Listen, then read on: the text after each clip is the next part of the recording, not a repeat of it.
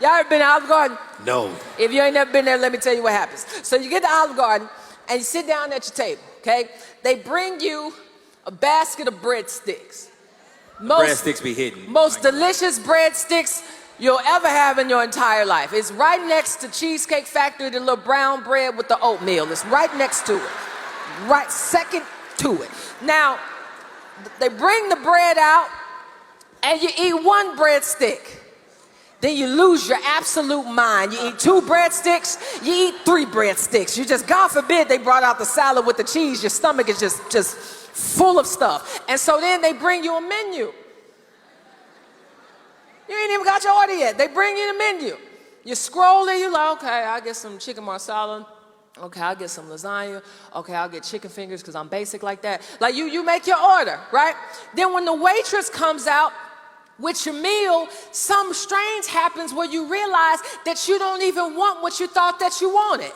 And the reason that you don't want it anymore is because you consume so much bread that you don't have capacity for anything else. And that's what happens when people get the bread of life. That's what happens when people get Jesus, is that they are so full of his love, so full of his power, so full of his truth, so full of his grace that they don't have capacity for foolishness no more.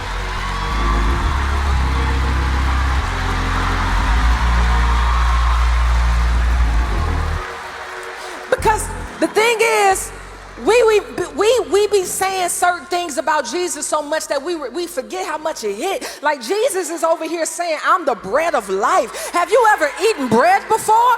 When you eat bread, it holds weight in your body. And so Jesus is saying, I ain't just here to save you, I'm also here to satisfy you.